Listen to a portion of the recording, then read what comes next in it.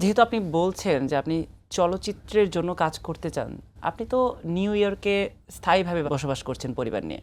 তো আপনাকে যদি আসলে দায়িত্ব দেয়া হয় তাহলে কি আপনি আবার বাংলাদেশে চলে আসবেন কাজের জন্য? একেবারে নিঃসন্দেহে বলতে পারেন, কারণ আমি যেখানে নিউ ইয়র্কে যেটা গেছি, মানে একেবারে সবাই জানে আমার মেয়েকে পড়ানোর জন্য আমি গেছি। আমার মেয়ে এখান থেকে ও লেভেল করেছে আগা খান থেকে, এরপরে ওখানে নিয়ে যেয়ে তাকে আমি ভর্তি করেছি এবং সে অলমোস্ট এখন গ্র্যাজুয়েশন হয়ে গেছে, মাস্টার্স করছে। আর হয়তো 6 মাস 8 মাসে সে মাস্টার্স করে বেরিয়ে যাবে।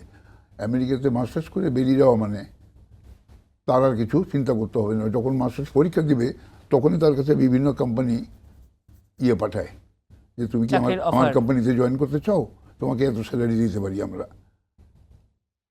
আজব দেশ দেখেন, আমাদের দেশে এখানে চাকরির জন্য খুঁজে বেড়াবেন, আর ওখানে আপনাকে কোম্পানি, বড় বড় কোম্পানি অফার করছে যে তোমার স্যালারি এত, তুমি কি অ্যাকসেপ্ট করতে চাও।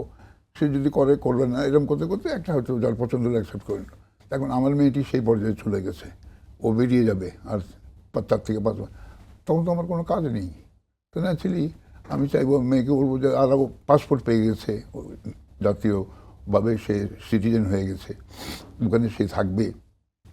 আমি আমার দেশে শেষ বয়সের এই সময়টুকু যদি দিতে পারি, আমার চলচ্চিত্রাঙ্গনেই হোক বা আমার দেশের লোকের জন্য সেবা করেও যদি, আমি দুটো অপশন রেখেছি এখানে। আমি বলেই ফেলি, চলচ্চিত্রে যদি দেখি যে না, যারা আছেন তারা কোনো দায়িত্ব দিচ্ছেন না, তারপরে আমি নিজের দেশে চাই, যেটা আমার সারা জীবনের একটি শখ ছিল, যে আমার ছোট্ট শহর কুষ্টিয়া শহরটাকে সুন্দর করে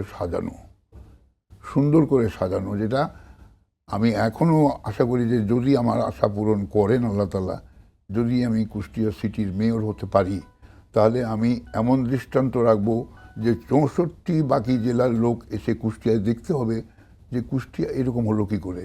কুষ্টিয়ার আলো, কুষ্টিয়ার পানি, আমার ইচ্ছা যে বিশ্বের সেরা পানীয় যেটা পান করি, যেটা পানি, ওই পানিটি আমি কুষ্টিয়া শহরে আনবো, যে কুষ্টিয়ার লোক বিশ্বের সেরা পানি পান করবে।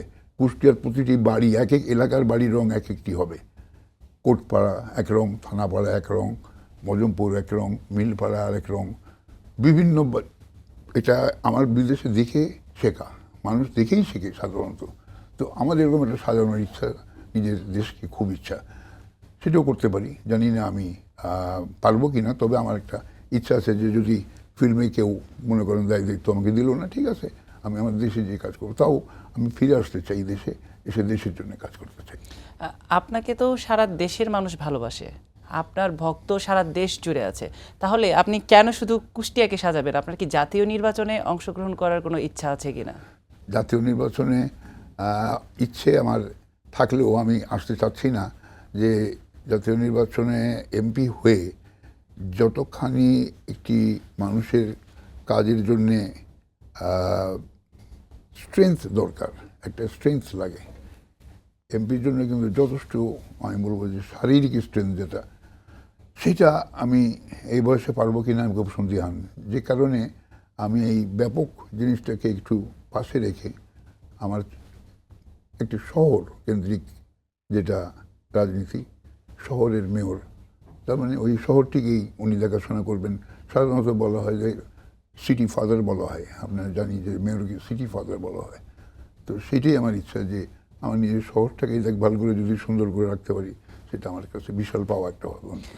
আমাদের এই আলোচনা যখন দর্শক মহলে পৌঁছাবে, তখন বিভিন্ন গণমাধ্যমে সংবাদ হতে পারে কুষ্টিয়ার মেয়র হতে চান আহমেদ শরীফ।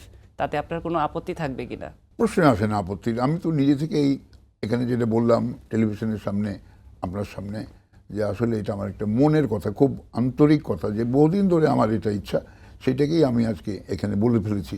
সুতরাং আমি আমার এতে কোনো দুঃখ কষ্ট কিছু নেই। আমি এতেই আনন্দিত যে আমার দেশের লোকের কাজ করতে পারবো, দেশের লোকের পাশে থাকতে পারবো। শেষ সময় এই দেশের লোকগুলি আমাকে নিয়ে সমাধিস্থ করবেন, এটা আমার বিশাল পাওয়া বলে আমি মনে করি।